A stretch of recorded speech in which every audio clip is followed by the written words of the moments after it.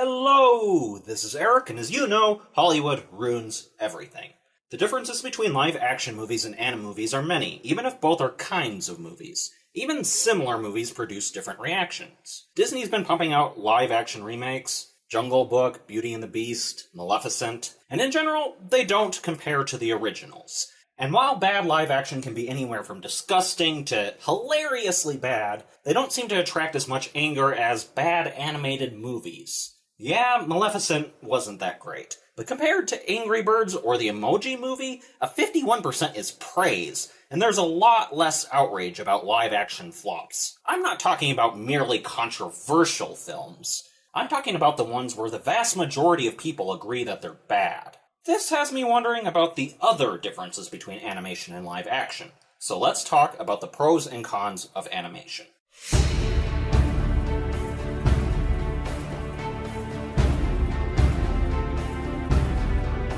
When talking about animated films, I'm talking about films that are purely made in traditional or computer-generated animation styles. Films like the Star Wars prequels or anything else where effects and people are animated, they don't count. With that in mind, what are the pros of making an animated film instead of a live one?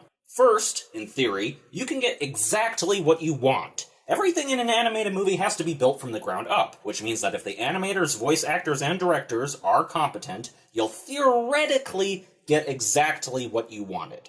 No goofs or accidental mics in the shot, no actors unable to pull off something outside their physical acting range, no decisions needing to be changed because your live action effects and sets can't meet the expectations of your scripts. Pretty nice, right? Second, you can do things that would otherwise be impossible in real life. People talk about cartoon physics, and yeah, those are silly, but there's also magic, mythical creatures, action stunts that aren't humanly possible, and ideas that can only be transmitted visually. These range from difficult to impossible to pull off in real life, and while they can be CG'd into a film, there's always something not quite right about it. Animators can make things look close to real, but we are not at a point where they look entirely real. Third, you can include color palettes and combinations that would look absurd in real life. Look at the way they had to change the colors in the live-action remake of Beauty and the Beast. If they'd kept the exact same colors of the environment and the clothes, it would look kinda strange. Animated films tend to be a lot brighter and crisper. Fourth, you sometimes hear a phrase like, a wonder of animation. Animation is hard work, and it is very hard to get things to look good. While large companies have gotten progressively better and animation software becomes cheaper and easier to use, it's still not easy. When Snow White was released, it was a technical marvel, and both Disney and Pixar have generally kept up making movie marvels. Movie marvels.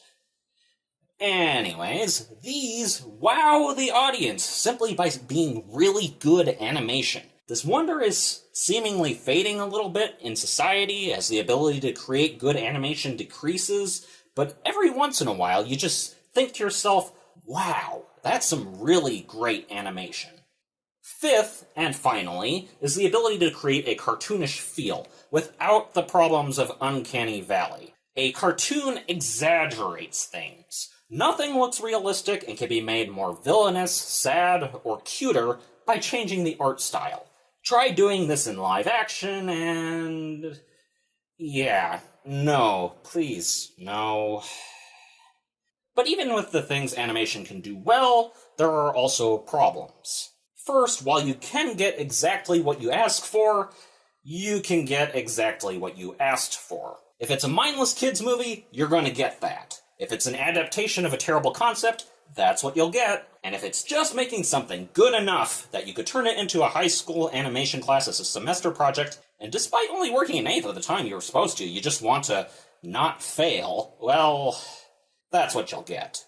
Second, if you want to do something well, it's very costly. Studios that do animation that ends up in theaters cost hundreds of thousands of dollars, up to hundreds of millions. Studios that do animation for TV are similar. While at a low budget, you can get a better film with animation than live action, to do something big and have it turn out well requires a lot of people and resources. You've got to model, you've got to build rigs, animate, and make backgrounds all from nothing. It adds up, and it also takes a lot longer to finish. Most studios aren't high tier, and so wouldn't be able to afford something on the level of Disney. Third, detail is hard. If you want a pattern in real life, all you gotta do is find it and buy it, or pay someone to make it. The same pattern is a lot harder to put into animation.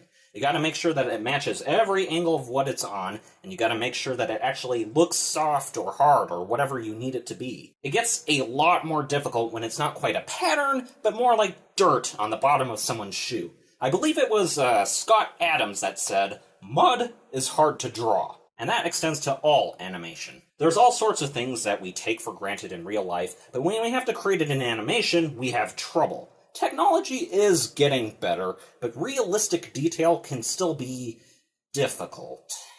Fourth, because detail is hard, some things look samey. When you complete a character design and make it move, you're going to want to repeat the process as few times as possible. Otherwise, you're just making more work for yourself. This results in reusing the same images and rigs as much as possible without changing anything, if possible. With actors and sets, you can change detail on a whim. Clothes, colors, anything. In animation, that can be difficult, as you can see. And fifth, there isn't really chemistry. The character interactions are exactly as animated. The voice actors can only do so much to show chemistry, and the director of an animated film isn't working alongside actors and filmers. They're staring at concept art, a computer screen, or storyboarding, and trying to make decisions based on things that don't look alive. There's a heart and soul you can put into working with others that really comes across in live action. In animation, you can end up with a result that looks alive, but is a degree separated from that thing called chemistry.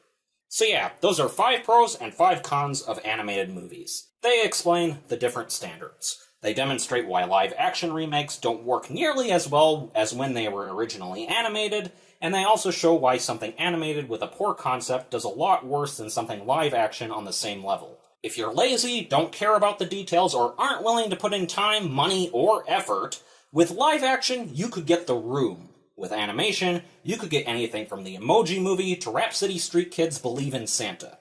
Enough said.